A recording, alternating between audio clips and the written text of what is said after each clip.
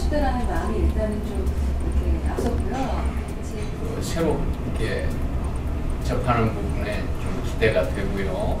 네, 공부하고 싶었는데 시간이 안 돼서 못했어요. 그래서 이번 그 2월에 시선 식사 14, 15, 16. 네, 꼭 참가를 할 생각이고요. 직원들 간에 뭐 사소한 실제로 자세히는 모르겠지만 감정 노동과 관련된 사건들이 자주 발생하는 것 같아서 제가 좀 더 관심을 갖기로 했습니다. 그래서 이 자리에 참석해 그러다 보니까 생산직 노동자가 아니라 어떤 다른 개념의 어떤 감정 노동을 얘기하는 것 같아서 너무 궁금해서 신청하게 됐고 작년 11월 초에 이제 감정 노동에 처음 접했고요.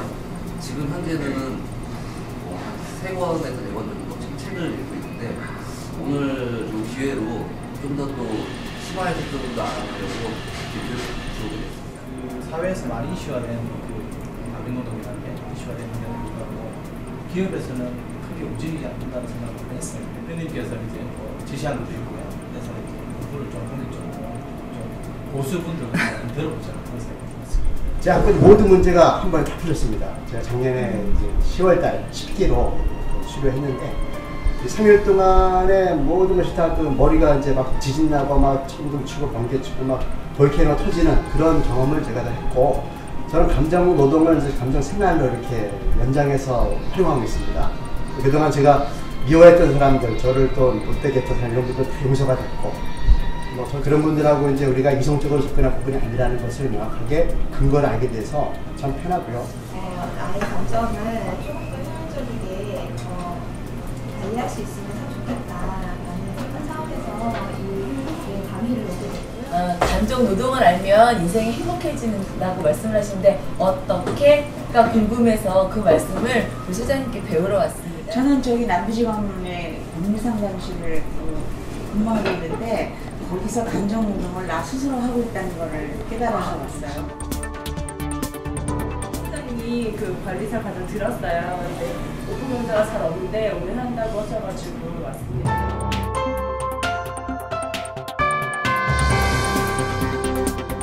저는 원래 광고 대행사에서 광고를 만든다.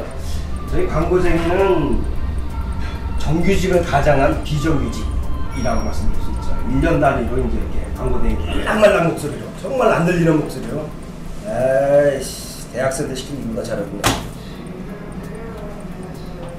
근데 다른 사람은 다 못 들었을 텐데 저한테는 그 소리가 천둥 번개처럼 왁왁왁왁 하고 들리는 어마어마한 소리. 한쪽에는 분노, 아니 어떻게 이럴 수가 있을까. 한쪽에는 비참함, 좌절, 막 이런 감정이 온몸을 사로잡고 있었죠. 하지만 거기서 제가 할 수 있는 건 딱 하나밖에 없어요. 이걸 바로 들고 대리한테 가서 웃음과 미소를 띄우면서 대리, 아유 자기가 방향을 잘못 잡았나 보죠. 어떻게 하면 좋을까? 좀 지침을 좀 다시 한번 내려주시죠. 라고 이야기할 수밖에 없었죠. 알지, 원래 이 자전거는 그걸 못하는 거 나도 알아요. 예. 근데 내가 커도 너무 컸어. 내가 여장을 한 남자 개그맨 김대성이가 얘한테 이럽니다. 안 바꿔준다 그러니까 너는 죽었어. 너는 우리 마음이 오면 끝이야. 끝. 이렇게 얘기합니다. 그죠? 여러분도 웃고 관객도 웃었습니다. 근데 사실은 웃을 수가 없는 장면입니다. 어떻게 종업원한테 바로 너라고 얘기를 하고 현실로 돌아오면 이런 얘기일 겁니다. 너 죽어볼래? 이 18세 크레파스야. 그죠? 이런 얘기입니다, 사실은. 그런데도 불구하고 너라고 지칭하고 너는 죽었어, 너는 끝이야 라고 지칭하는 데 불구하고 여러분도 웃고 관객도 웃고 아무런 공영방송에서 제지하지 않습니다. 이게 지금 대한민국에서 감정 노동자를 바라보는 현실입니다. 그런데 감정 노동자는 너 죽어볼래? 아니면 물건을 집어 던지고 욕설에 날라와도 웃음을 띄어야 되는 상황은 뭐냐면은 내가 화가 나도 웃음과 미소를 띄어야 되기 때문에 사실은 지금의 정의는 배우가 연기하는 것과는 정반대로 라고 해야 대한민국 현실에 맞는 거예요. 몇 번이나 사과를 했지만 손님은 막무가내였다고 합니다. 죄송합니다. 말씀을 드렸더니 저 말이 끝나지가 없었대. 또 큰 소리로 막 내쓰는 거예요. 그때 그 여직원은 왜 꼼짝 못하고 그 상무한테 당할 수밖에 없었을까? 또 방금 보신 이 동영상의 이 마트의 아줌마는 왜 무릎을 꿇을 수밖에 없었을까? 송병철이는 왜 웃음과 미소로서 그렇게 대할 수밖에 없었을까?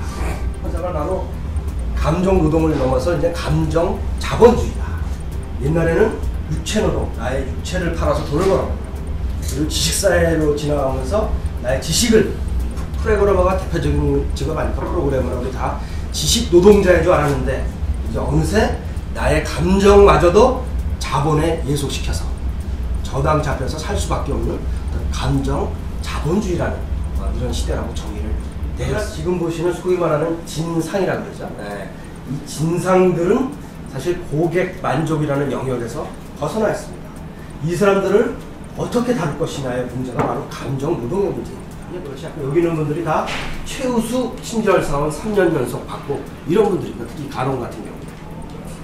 네, 겉으로 보기에는 아무런 까딱 없이 그렇게 보이지만은 속으로는 이렇게 멍들고 있는 것이죠. 네. 근데 우울증이나 이런 얘기하면은 이런 말씀 들어서 에이 그거 뭐 얼마나 되겠어? 일부의 얘기겠지. 천만의 말씀. 제가 조사자를 하나 보여드리겠습니다. 여러분 고도 우울증이 무엇입니까? 지금 자살이 우려되니 지금 즉시 정신과 가서 상담을 받지 않으면 위험한 상태가 바로 고도 우울증이에요. 그게 8.1%예요.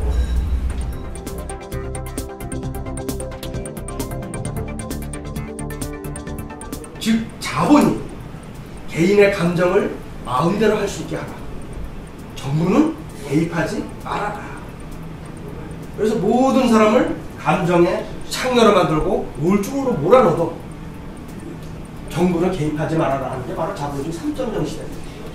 바로 빵틴의 지금 보신 동영상이 지금 다시 한번 반복되고 있는 겁니다. 얼굴을 바꿔서 그대로 나타나고 있다는데 거꾸로 이 자본주의 4.0의 이론으로 상생의 이론으로 종업원을 끌어안고 감정 노동의 시각에서 노동자를 바라보고 내 편으로 만들면 오히려 삼성 이미지가 올라가는 것입니다.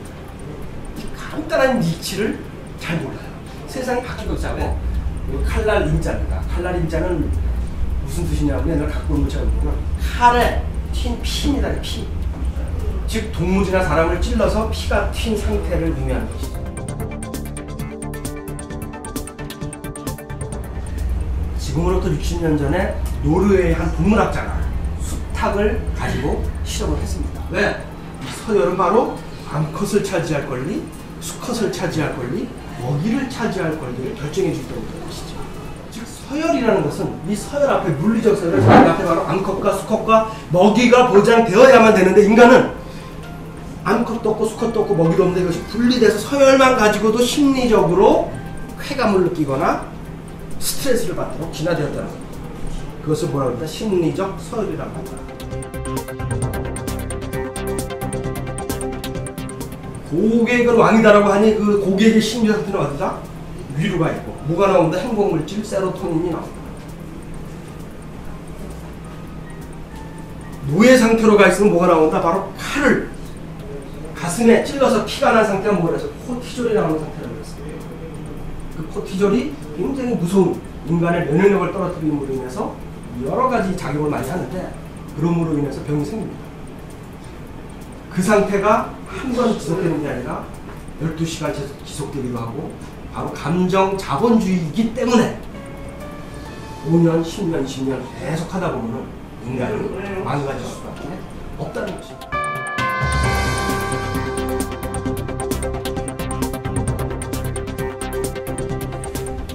감정노동 심리 극복의 핵심은 바로 심리적 서열의 위에 설 수 있을 때 아 진상 너 참 한심하구나 여기 서열 회복하러 왔구나 라고 심리적 서열 위에 설 수 있을 때 바로 그 자리에서 심리적 타격을 덜 받을 수 있다는 거죠. 너 참 불쌍하다 서열 회복하러 왔구나. 예, 이렇게 깨달음을 주는 순간 바로 나의 심리적 서열은 올라가고 그랬을 때 나는 무서운 호르몬 코티졸이 나오지 않고 행복물질 세로토닌이 나온다.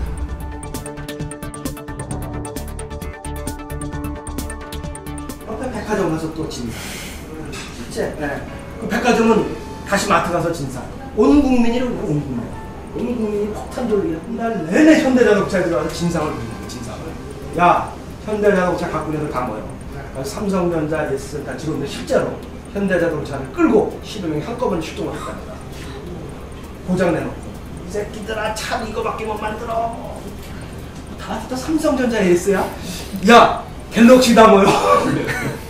그 와중에 저를 만났어요. 저를 만나서 폭탄 돌리기를 당신들부터 멈춰라. 그래서 복수전이 멈춘 사례가 있습니다. 4.0 상생의 자본주의. 이 진상에 의해서 당해도 울음을 삼킬 수밖에 없는데 바로 이 감정 노동자의 아침 자본주의 4.0을 향하는 울부짖음으로 저는 들리더라고요. 이 노래 한번 들어보겠습니다. 여보세요 거기 누구 없어. 그래서 제가 쓴 책이 바로 이제 제목이 거기 누구 없어. 이 책은 이제 종이책은 다 팔렸어요. 다 팔리고 인터넷 책으로 받아보실 수가 있는데 오늘 못한 얘기도 많이 숨기시면 되는데 다음 카페에 감정노동연구소가 있습니다. 여기에 가입을 하시고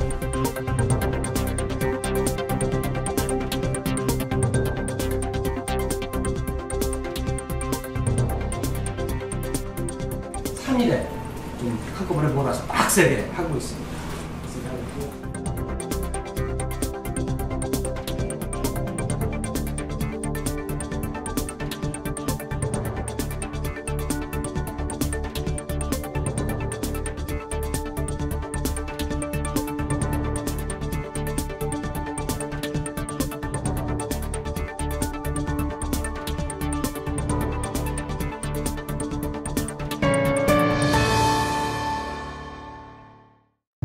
네. 조금 더 발전했으면 좋겠다는 생각을 했어요. 저는 감정노동이 더 궁금해졌고요. 네. 들을 겁니다. 저도 2월 달에 그 교육 받을 때 네. 기대가 됩니다. 네. 저는 두 가지 질문 드릴 게 있어요. 좀 책 읽으면서 많이 배운 것 같은데 네. 강의 들으면 네. 더 많은 걸 알 수 있어서 전 주변 분들한테도 좀 많이 전파하고 싶습니다. 네, 아주 유익했습니다. 많이 배운 겁니다. 네. 또 배워보겠습니다. 아주 좋았습니다.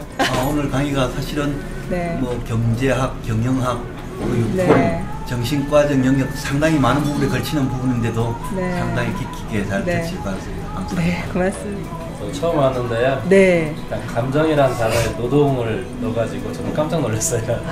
어떤 새로운 것을 보고 온 것 같습니다. 네, 감사합니다. 네, 다시 들어도 너무 좋았고요. 저도 네. 3월쯤에 재수강하러 가겠습니다. 네, 제가 볼 때는 가장 추천드리고 싶은 계층이 대학생입니다. 아. 그래서 대학생들이 수백 가지 자격증을 따려고 노력하는데 네. 그 효과를 못 보고 있죠. 왜냐하면 그 바탕이 안 됐기 때문에. 그래서 제가 이 과정에 저희 큰 딸을 사실 같이 10kg 수료했습니다. 네, 머지않은 둘째 딸을 또 제가 참여시키려고 하고요. 아빠가 해줄 수 있는 가장 최고의 선물은 감정노동사 자격증을 선물하는 거라고 생각합니다. 아, 오늘 강의 너무 좋았고요. 오늘 강의 들으면서 사실 그 제 주변에 있는 분 중에서 딱 한 분이 떠올랐거든요. 그래서 다음에 올 때는 그분을 꼭 모셔오고 싶어요. 네. 여러분들 만나서 정말 행복했고요. 네. 감정노동자들이 행복한 사회로 바뀌는 그런 출발이 되었으면 좋겠습니다.